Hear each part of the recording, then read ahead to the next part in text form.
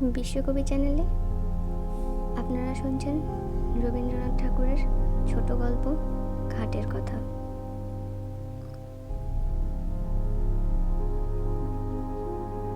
পাষাণে ঘটনা যদি অঙ্কিত হইত, তবে কতদিনকার কত কথা সোপানে সোপানে পাঠ করিতে পারিতে।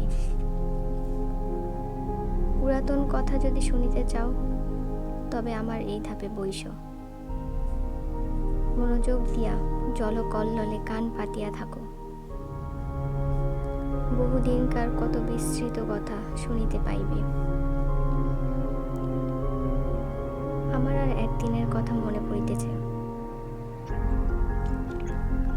সেও ঠিক এরূপ দিন।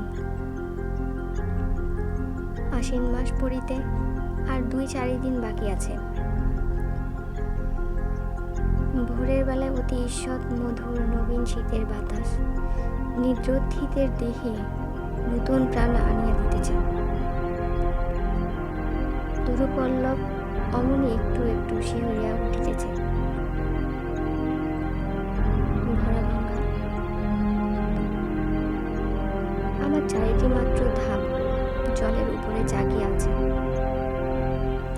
জলের সঙ্গে স্থলের সঙ্গে যেন গলাগলি।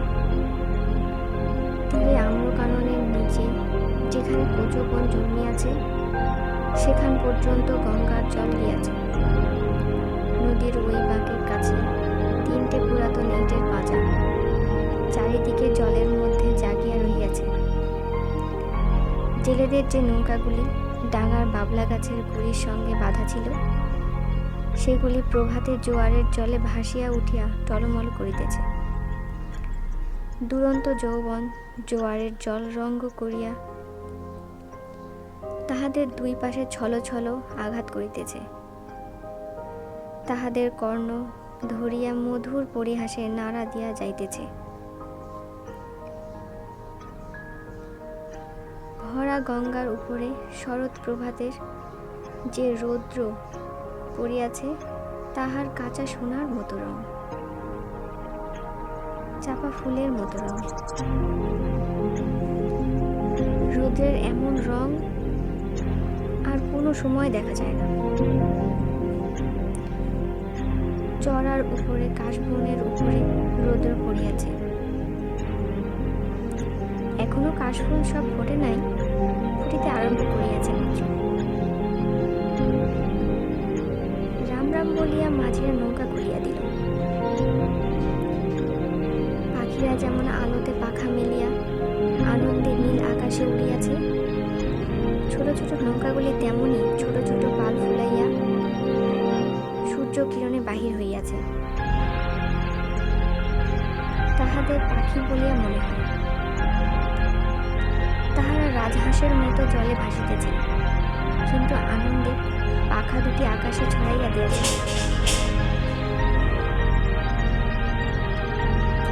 ভট্টাচার্য মশাই ঠিক নিয়মিত সময়ে কোষাকুষি লইয়া স্নান করিতে আসিয়াছে। মেয়েরা 2-1 করিয়া জল লইতে আসিয়াছে। সে বড় বেশি দিনের কথা নয়। তোমাদের অনেক দিন বলিয়া মনে হইতে পারে। তোমাদের অনেক দিনের বলিয়া মনে হইতে পারে, কিন্তু আমার মনে হইতেছে এই সেদিনের কথা। আমার দিনগুলি কিনা গঙ্গা স্রোতের উপর খেলাইতে খেলাইতে ভাসিয়া যায়, বহুকাল ধরিয়া স্থিরভাবে তাহাই দেখিতেছি। এই জন্য সময় বড় দীর্ঘ বলিয়া মনে হয় না।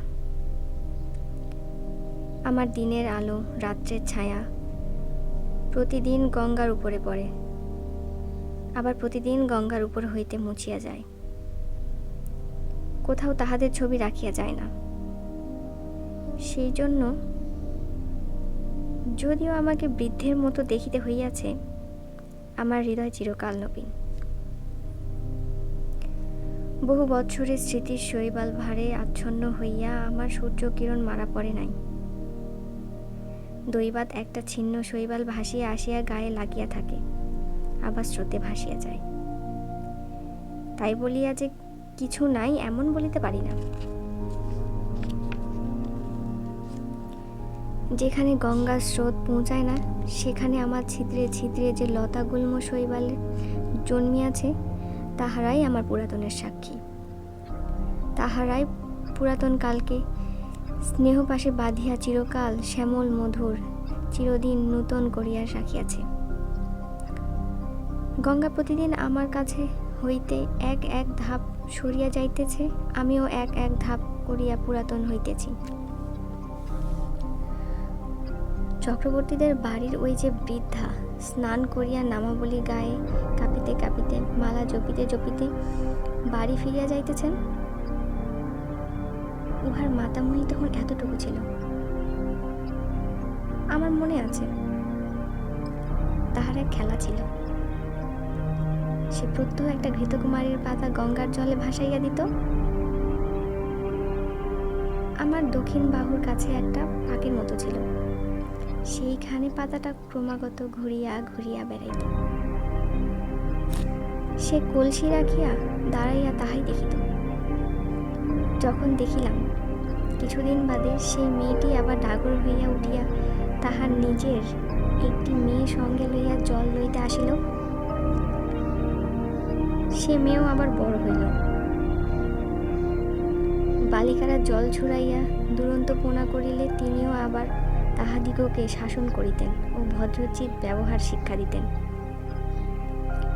তখন আমার সেই ঘৃতকুমারীর নৌকা ভাসানো মনে পড়িত ও বড় কৌতুকবোধ হইত।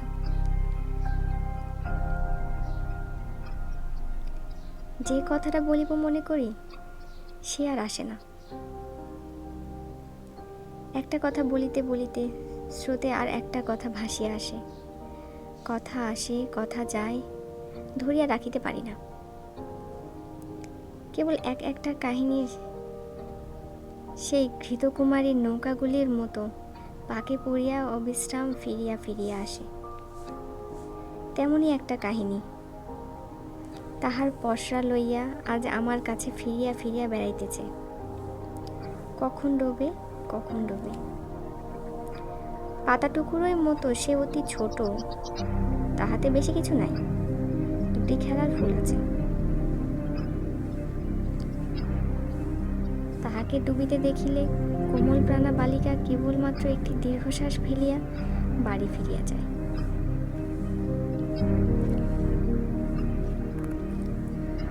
তাহাকে ডুবিতে দেখিলে কোমল প্রাণা বালিকা কেবলমাত্র একটি দীর্ঘ নিঃশ্বাস ফেলিয়া বাড়ি ফিরিয়া যাইবে।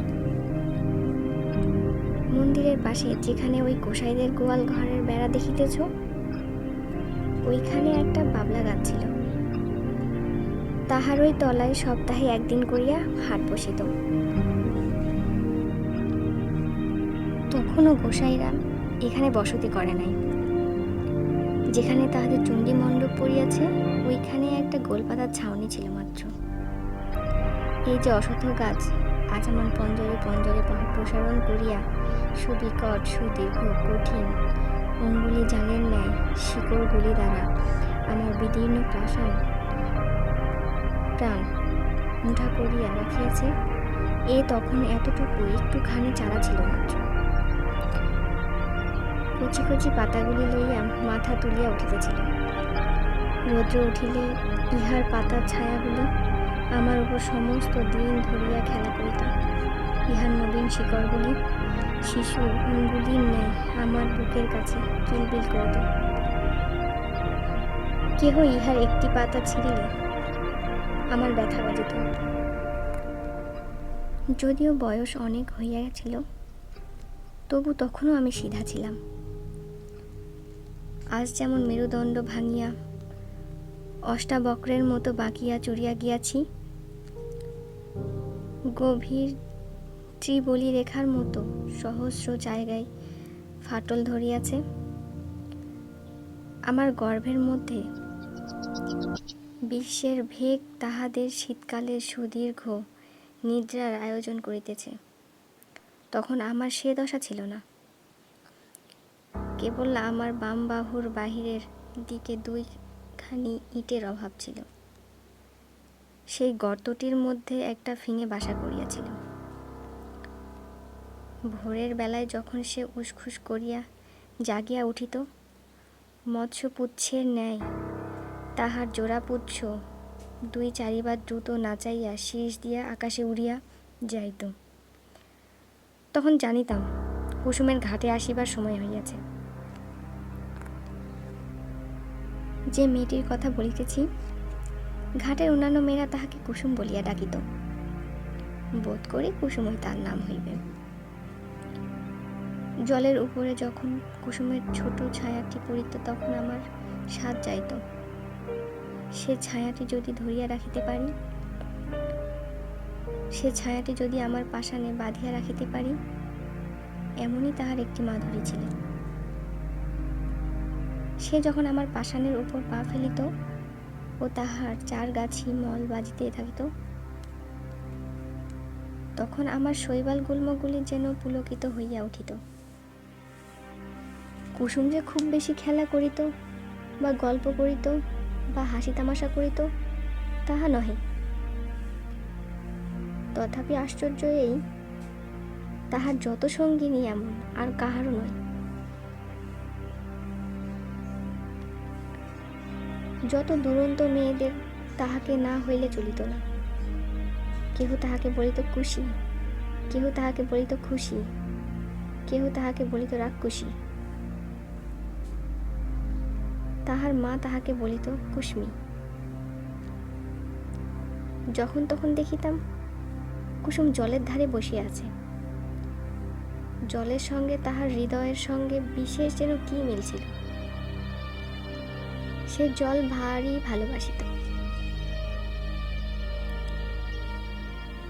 কিছুদিন পরে কুসুমকে আর দেখিতে পাই না।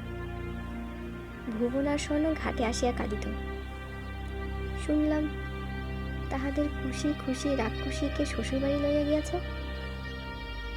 শুনলাম যেখানে তাহাকে লইয়া গেছে সেখানে নাকি গঙ্গা নেই। সেখানে আবার কারা সব নতুন লোক, নতুন ঘর বাড়ি, নতুন পথঘাট,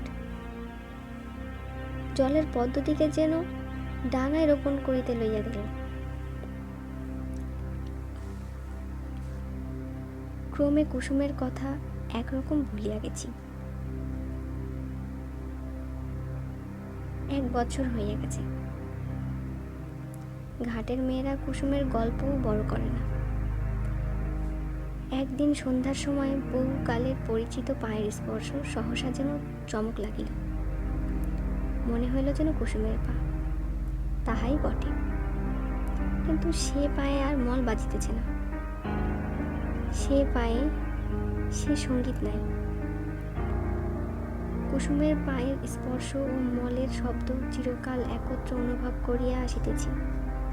আজ সহসা সেই মলের শব্দটি না শুনিতে পাইয়া সন্ধ্যা বেলাকার জলের কল্লোল কেমন বিষণ্ণ শুনাইতে লাগিল। আম্রবনের মধ্যে পাতা ঝড় ঝড় করিয়া বাতাস কেমন হা হা করিয়া উঠিল। কুসুম বিধবা হইয়াছে। শুনিলাম তাহার স্বামী বিদেশে চাকরি করিত। 2-1 দিন ছাড়া স্বামীর সহিত সাক্ষাৎই হয় নাই। পত্রযোগে বৈধব্যের সংবাদ পাইয়া 8 বছর বয়সে মাথা সিঁদুর মুছিয়া গায়ের গহনা ফেলিয়া আবার তাহার দেশে সেই গঙ্গার ধারে ফিরিয়া আসিয়াছে। কিন্তু তাহার সঙ্গিনীদেরও বড় কেহ নাই। ভুবন, স্বর্ণ, অমলা শ্বশুরঘর করিতে গিয়াছে। কেবল শরৎ আছে, কিন্তু শুনিতেছি অগ্রহায়ণ মাসে তাহারও বিবাহ হইয়া যাইবে।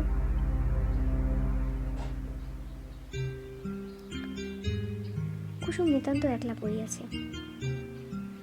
কিন্তু সে যখন 2টি হাঁটুর উপর মাথা রাখিয়া চুপ করিয়া আমার ধাপে বসিয়া থাকিত, তখন আমার মনে হইত যেন নদীর ঢেউগুলি সবাই মিলিয়া হাত তুলিয়া তাহাকে খুশি খুশি রাক্ষসী বলিয়া ডাকাডাকি করিত। বর্ষার আরম্ভে গঙ্গা যেমন প্রতিদিন দেখিতে দেখিতে ভরিয়া ওঠে, কুসুম তেমনি দেখিতে দেখিতে প্রতিদিন সৌন্দর্যের যৌবনে ভরিয়া উঠিতে লাগিল। কিন্তু তাহার মলিন বসন, করুণ মুখ, শান্ত স্বভাবের তাহার যৌবনের উপর এমন একটি ছায়াময় আবরণ রচনা করিয়া দিয়াছিল যে সে যৌবন, সে বিকশিত রূপ সাধারণের চোখে পড়িত না। কুসুম যে বড় হইয়াছে এ যেন কেউ দেখিতে পাইত না। আমি তো পাইতাম না। আমি কুসুমকে সেই বালিকাটির চেয়ে বড় কখনো দেখি নাই। তাহার মল ছিল না বটে, কিন্তু সে যখন চলিত আমি সেই মলের শব্দ শুনিতে পাইতাম। এমনি করিয়া 10 বৎসর কখন কাটিয়া গেল গাঁয়ের লোকেরা কেহ জানিতেই পারিল না। এই আজ যেমন দেখিতেছ, সে বৎসরও ভাদ্র মাসের শেষাশেষি এমন একদিন আসিয়াছিল। তোমাদের প্রপিতামহীরা সেদিন সকালে উঠিয়া এমনিতর মধুর সূর্যের আলো দেখিতে পাইয়াছিলেন। তাহারা যখন এতখানি ঘোমটা টানিয়া কলসি তুলিয়া লইয়া আমার উপরে প্রভাতের আলো আরো আলোময় করিবার জন্য গাছপালার মধ্য দিয়া গ্রামের উঁচু নিচু রাস্তার ভিতর দিয়া গল্প করিতে করিতে চলিয়া আসিতেন, তখন তোমাদের সম্ভাবনাও তাহাদের মনে এক পার্শ্বে উদিত হইত না। তোমরা যেমন ঠিক মনে করিতে পারো না, তোমাদের দিদিমারাও সত্য সত্যই একদিন খেলা করিয়া বেড়াইতেন। আজিকার দিন তেমন সত্য। তোমরা যেমন ঠিক মনে করিতে পারো না, তোমাদের দিদিমারাও সত্য সত্যই একদিন খেলা করিয়া বেড়াইতেন। আজিকার দিন যেমন সত্য, যেমন জীবন্ত, সেদিনও ঠিক তেমনই সত্য ছিল। তোমাদের মতো তরুণ হৃদয়খানি লইয়া সুখে দুঃখে তাহারা তোমাদেরই মতো টলমল করিয়া দুলিয়াছেন। তেমনি আজকার এই শরতের দিন তাহারাহীন, তাহাদের সুখ দুঃখের স্মৃতিলেশ মাত্রহীন। আজিকার এই শরতের সূর্যকরোজ্জ্বল আনন্দর ছবি তাহাদের কল্পনার নিকটে তদপেক্ষাও অগোচর ছিল। সেদিন ভোর হইতে প্রথম উত্তরের বাতাস অল্প অল্প করিয়া বহিতে আরম্ভ করিয়া ফুটন্ত বাবলা ফুলগুলি আমার উপরে এক আত্রা উড়াইয়া ফেলিতেছিল। আমার পাষাণের উপরে একটু একটু শিশিরের রেখা পড়িয়াছিল। সেই দিন সকালে কোথা হইতে গৌরতনু সমুজ্জ্বল মুখচ্ছবি দীর্ঘকায় এক নবীন সন্ন্যাসী আসিয়া আমার সম্মুখস্থ ওই শিব মন্দিরের আশ্রয় লইলেন। সন্ন্যাসীর আগমন বার্তা গ্রামের রাষ্ট্র হইয়া পড়িল। মেয়েরা কলসি রাখিয়া বাবা ঠাকুরকে প্রণাম করিবার জন্য মন্দিরে গিয়া ভিড় করিল। ভিড় প্রতিদিন বাড়তে লাগিল। একে সন্ন্যাসী, তাহাতে অনুপম রূপ। তাহাতে তিনি কাহাকেও অবহেলা করিতেন না। ছেলেদের কোলে লইয়া বসাইতেন। জননীদিগকে ঘরকন্যার কথা জিজ্ঞাসা করিতেন। নারী সমাজে অল্পকালের মধ্যেই তাহার অত্যন্ত প্রতিপত্তি হইল। তাহার কাছে পুরুষও বিস্তর আসিত। কোনোদিন ভাগবত পাঠ করিতেন, কোনোদিন ভাগবত গীতার ব্যাখ্যা করিতেন, কোনোদিন মন্দিরে বসিয়া নানা শাস্ত্র লইয়া আন্দোলন করিতেন। তাহার নিকটে কেহ উপদেশ লইতে আসিত, কেহ মন্ত্র লইতে আসিত, কেহ রোগের ঔষধ জানিতে আসিত। মেয়েরা ঘাটে আসিয়া বলা বলি করিত, আহা কি রূপ! মনে হয় যেন মহাদেব সশরীরে তাহার মন্দিরে আসিয়া অধিষ্ঠিত হইয়াছেন। যখন সন্ন্যাসী প্রতিদিন প্রত্যুষে সূর্যোদয়ের পূর্বে শুকতারাকে সম্মুখে রাখিয়া গঙ্গার জলে নিমগ্ন হইয়া ধীর গম্ভীর স্বরে সন্ধ্যা বন্দনা করিতেন, তখন আমি জলের কল্লোল শুনিতে পাইতাম না।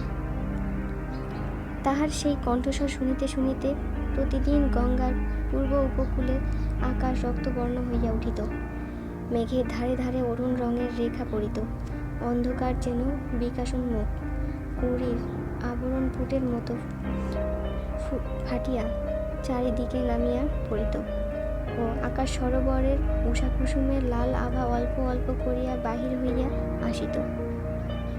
আমার মনে হইত যে এই মহাপুরুষ গঙ্গার জলে দাঁড়াইয়া পূর্বের দিকে চাহিয়া যে এক মহামন্ত্র পাঠ করেন, তাহারই এক একটি শব্দ উচ্চারিত হইতে থাকে, আর নিশিথিনীর কুহক ভাঙিয়া যায়। চন্দ্র তারা পশ্চিমে নামিয়া পড়ে, সূর্য পূর্বাকাশে উঠিতে থাকে, জগতের দৃষ্টিপথ পরিবর্তিত হইয়া যায়। এ কে মায়াবী? স্নান করিয়া যখন সন্ন্যাসী হিমশিখার ন্যায় তাহার দীর্ঘ শুভ্র পুণ্যতনু লইয়া জল লইতে উঠিতেন, তাহার জটাজট হইতে জল ঝরিয়া পড়িত, তখন নবীন সূর্যকিরণ তাহার সর্বাঙ্গে পড়িয়া প্রতিফলিত হইতে থাকিত। এমন আরো কয়েক মাস কাটিয়া গেল। চৈত্র মাসের সূর্যগ্রহণের সময় বিস্তর লোক গঙ্গা স্নানে আসিল। বাবলাতলায় মস্ত হাট বসিল। এই উপলক্ষে সন্ন্যাসীকে দেখিবার জন্যেও লোক সমাগম হইল। যে গ্রামে কুসুমের শ্বশুরবাড়ি, সেখান হইতেও অনেকগুলি মেয়ে আসিয়াছিল। সকালে আমার ধাপে বসিয়া সন্ন্যাসী জপ করিতেছিল। তাহাকে দেখিয়া সহসা একজন মেয়ে আর একজনের গা টিপিয়া বলিয়া উঠিল, ওলো, এ যে আমাদের কুসুমের স্বামী। আর একজন আঙ্গুলে দুই ঘুমটা কিছু ফাঁক করিয়া ধরিয়া বলিয়া উঠিল, ও মা, তাই তো গা, এ যে আমাদের চাটুর্যেদের বাড়ির ছোট দাদা বাবু। আর একজন ঘুমটার বড় ঘটা করিত না, সে কহিল, আহা, তেমনই কপাল, তেমনই না, তেমনই চোখ। আর একজন সন্ন্যাসীর দিকে মনোযোগ না করিয়া নিঃশ্বাস ফেলিয়া কলসি দিয়া জল ঢেলিয়া বলিল, আহা, সে কি আর আছে, সে কি আর আসবে, কুসুমের কি আর তেমনই কপাল। তখন কেহ বলিল, তার এত দাড়ি ছিল না। তখন কেহ বলিল, তার এত দাড়ি ছিল না। কেহ বলিল, সে এমন একহারা ছিল না। কেহ বলিল, সে যেন এত লম্বা নয়। এই রূপে এই কথাটার একরূপ নিষ্পত্তি হইয়া গেল, আর উঠিতে পাইল না। গ্রামের আর সকলে সন্ন্যাসীকে দেখিয়াছিল, কেবল কুসুম দেখে নাই। অধিক লোক সমাগম হওয়াতে কুসুম আমার কাছে আসা একেবারে পরিত্যাগ করিয়াছিল। একদিন সন্ধ্যাবেলা পূর্ণিমা তিথিতে চাঁদ উঠিতে দেখিয়া বুঝি আমাদের পুরাতন সম্বন্ধ তাহার মনে পড়িল। তখন ঘাটে আর কেহ লোক ছিল না। ঝিঝি পোকা ঝি ঝি করিতেছিল। মন্দিরের কাসর ঘণ্টা বাজা এই কিছুক্ষণ হইল শেষ হইয়া গেল। তাহার শেষ শব্দ তরঙ্গ ক্ষীণতর হইয়া পরপারের ছায়াময় বনশ্রেণীর মধ্যে ছায়ার মতো মিলাইয়া গেছে। পরিপূর্ণ জ্যোৎস্না। জোয়ারের জল ছলছল করিতেছে। আমার উপরে ছায়াটি ফেলিয়া কুসুম বসিয়া আছে। বাতাস বড় ছিল না, গাছপালা নিস্তব্ধ। কুসুমের সম্মুখে গঙ্গার বক্ষে অবারিত প্রসারিত জ্যোৎস্না। কুসুমের পশ্চাতে আশেপাশে ঝোপে ঝাপে, গাছে পালায়, মন্দিরের ছায়ায়, ভাঙা ঘরের ভিত্তিতে, পুষ্করিণীর ধারে, তালবনে অন্ধকার গা ঢাকা দিয়া, মুখে মুড়ি দিয়া বসিয়া আছে। ছাতিন গাছের ছায়ায় বাদুড় ঝুলিতেছে। মন্দিরের চূড়ায় বসিয়া পেচক কাঁদিয়া উঠিতেছে। লোকালয়ের কাছে শ্রীগালের ঊর্ধ্ব চিৎকার ধ্বনি উঠিল ও থামিয়া গেল। সন্ন্যাসী ধীরে ধীরে মন্দিরের ভিতর হইতে বাহির হইয়া আসিলেন। ঘাটে আসিয়া 2-1 সোপান নামিয়া একাকিনী রমণীকে দেখিয়া ফিরিয়া যাইবেন মনে করিতেছেন। এমন সময়ে সহসা কুসুম মুখ তুলিয়া পশ্চাতে চাহিয়া দেখিল, তাহার মাথার উপর হইতে কাপড় পড়িয়া গেল। ঊর্ধ্ব মুখ ফুটন্ত ফুলের উপরে যেমন জ্যোৎস্না পড়ে, মুখ তুলিতেই কুসুমের মুখের উপর তেমনই জ্যোৎস্না পড়িল। সেই মুহূর্তেই উভয়ের দেখা হইল, যেন চেনাশোনা হইল। মনে হইল যেন পূর্বজন্মের পরিচয় ছিল। মাথার ওপর দিয়া পেচক ডাকিয়া চলিয়া গেল। শব্দে সচকিত হইয়া আত্মসংবরণ করিয়া কুসুম মাথার কাপড় তুলিয়া দিল। উঠিয়া সন্ন্যাসীর পায়ের কাছে লুটাইয়া প্রণাম করিল। সন্ন্যাসী আশীর্বাদ করিয়া তাহাকে জিজ্ঞাসা করিল, তোমার নাম কি? কুসুম কহিল, আমার নাম কুসুম। সে রাত্রে আর কোনো কথা হইল না। কুসুমের ঘর খুব কাছেই ছিল। কুসুম ধীরে ধীরে চলিয়া গেল। সে রাত্রে সন্ন্যাসী অনেকক্ষণ পর্যন্ত আমার সোপানে বসিয়াছিলেন। অবশেষে যখন পূর্বের চাঁদ পশ্চিমে আসিল, সন্ন্যাসীর পশ্চাতের ছায়া সম্মুখে আসিয়া পড়িল, তখন তিনি উঠিয়া মন্দিরের গিয়া প্রবেশ করিলেন। তাহার পরদিন হইতে আমি দেখিতাম কুসুম প্রত্যহ আসিয়া সন্ন্যাসীর পদধূলি লইয়া যাইত। সন্ন্যাসী যখন শাস্ত্র ব্যাখ্যা করিতেন, তখন সে এক ধারে দাঁড়াইয়া শুনিত। সন্ন্যাসী প্রাতঃসন্ধ্যা সমাপন করিয়া কুসুমকে ডাকিয়া তাহাকে ধর্মের কথা বলিতেন। সব কথা সে বুঝিতে পারিত। সব কথা কি সে বুঝিতে পারিত? কিন্তু অত্যন্ত মনোযোগের সহিত সে চুপ করিয়া বসিয়া শুনিত। সন্ন্যাসী তাহাকে যেমন উপদেশ করিতেন, সে অবিকল তাহাই পালন করিত। প্রত্যহ সে মন্দিরের কাজ করিত, দেব সেবায় আলস্য করিত না। পূজার ফুল তুলিত, গঙ্গা হইতে জল তুলিয়া মন্দির ধৌত করিত। সন্ন্যাসী তাহাকে যে সকল কথা বলিয়া দিতেন, আমার সোপানে বসিয়া সে তাহাই ভাবিত। ধীরে ধীরে তাহার যেন দৃষ্টি প্রসারিত হইয়া গেল, হৃদয় উদ্ঘাটিত হইয়া গেল। সে যাহা দেখে নাই তাহা দেখিতে লাগিল, যাহা শোনে নাই তাহা শুনিতে লাগিল। তাহার প্রশান্ত মুখে যে একটি ম্লান ছায়া ছিল, তাহা দূর হইয়া গেল।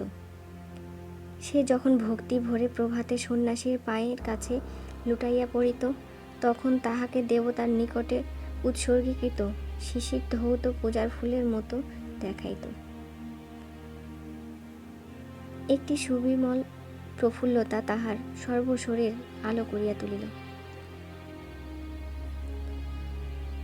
শীতকালের এই অবসান সময়ে শীতের বাতাস বয়। আবার এক একদিন সন্ধ্যাবেলায় সহসা দক্ষিণ হইতে বসন্তের বাতাস দিতে থাকে। আকাশে হিমের ভাব একেবারে দূর হইয়া যায়। অনেক দিন পরে গ্রামের মধ্যে বাঁশি বাজিয়া ওঠে। গানের শব্দ শুনিতে পাওয়া যায়। মাঝিরা স্রোতে নৌকা ভাসাইয়া দ্বার বন্ধ করিয়া শ্যামের গান গাইতে থাকে। শাখা হইতে শাখান্তরে পাখিরা সহসা পরম উল্লাসে উত্তর প্রত্যুরে করিতে আরম্ভ করে। সময়টা এরূপ আসিয়াছে। বসন্তের বাতাস লাগিয়া আমার পাষাণ হৃদয় মধ্যে অল্পে অল্পে যেন যৌবনের সঞ্চার হইতেছে। আমার প্রাণের ভিতরকার সেই নবযৌবনোচ্ছ্বাস আকর্ষণ করিয়াই যেন আমার লতাগুল্মগুলি দেখিতে দেখিতে ফুলে ফুলে একেবারে বিকশিত হইয়া উঠিতেছে। এই সময়ে কুসুমকে আর দেখিতে পাই না। কিছুদিন হইতে সে আর মন্দিরেও আসে না, ঘাটেও আসে না। সন্ন্যাসীর কাছে তাহাকে আর দেখা যায় না। ইতিমধ্যে কি হইল আমি কিছুই জানিতে পারি নাই। কিছুকাল পরে একদিন সন্ধ্যাবেলায় আমার ওই সোপানে সন্ন্যাসীর সহিত কুসুমের সাক্ষাৎ হইল। কুসুম মুখ নত করিয়া কহিল, প্রভু, আমাকে কি ডাকিয়া পাঠাইছেন? হ্যাঁ, তোমাকে দেখিতে পাই না কেন? আজকাল দেব সেবায় তোমার এত অবহেলা কেন? কুসুম চুপ করিয়া রহিল।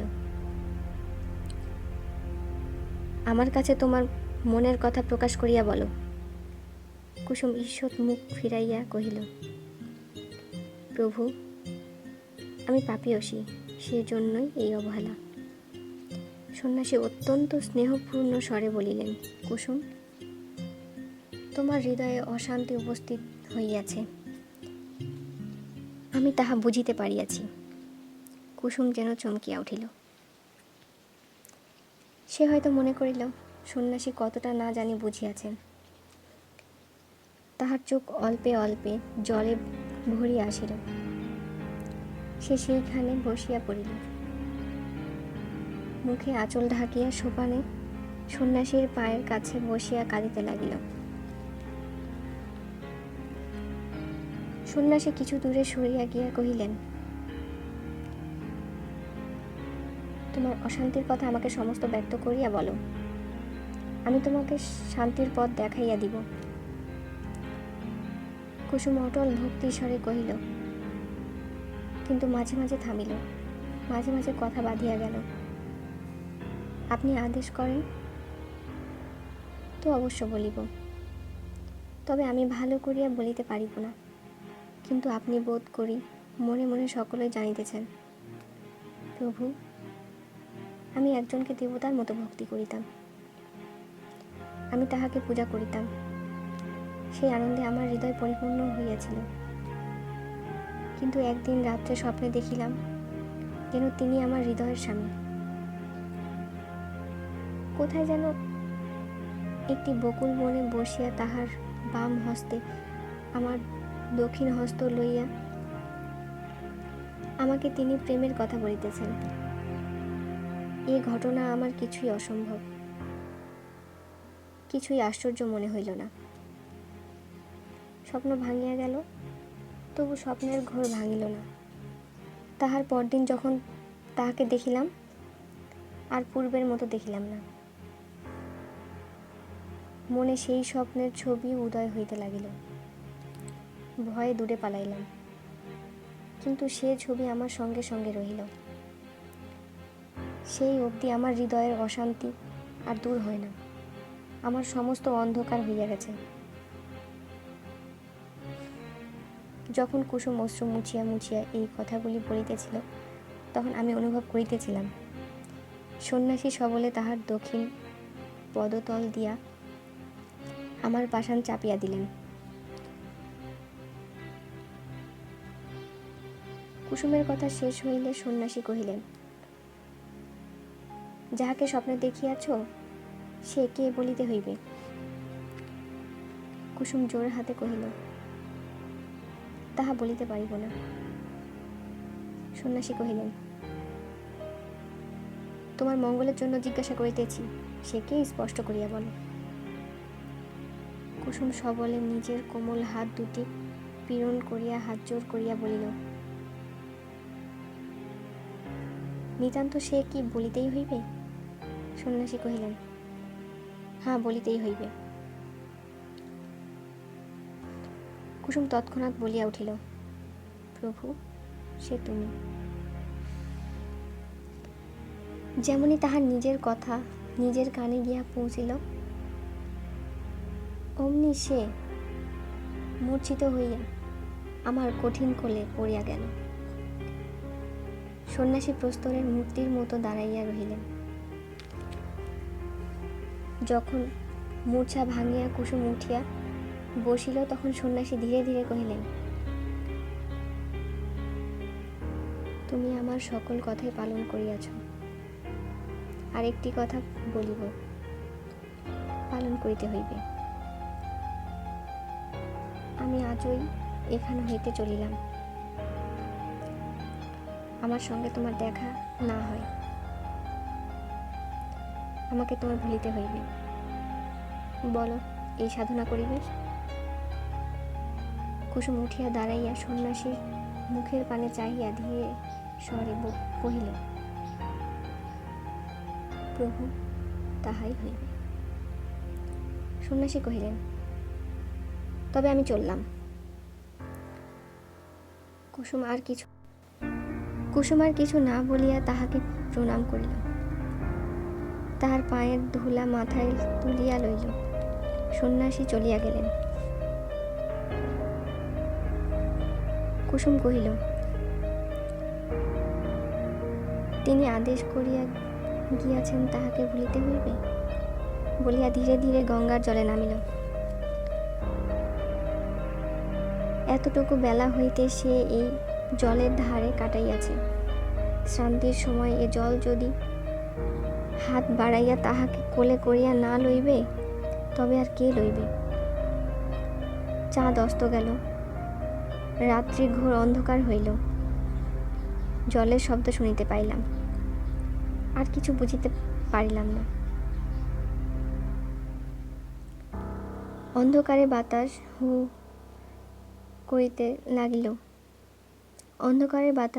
হু করিতে লাগিল। পাছে তিলমাত্র কিছু দেখা যায় না বলিয়া সে যেন ফু দিয়া আকাশের তারাগুলিকে নিভাইয়া দিতে চায়। আমার কোলে যে খেলা করিত, সে আজ তাহার খেলা সমাপন করিয়া আমার কোল হইতে কোথায় সরিয়া গেল, জানিতে পারিলাম না।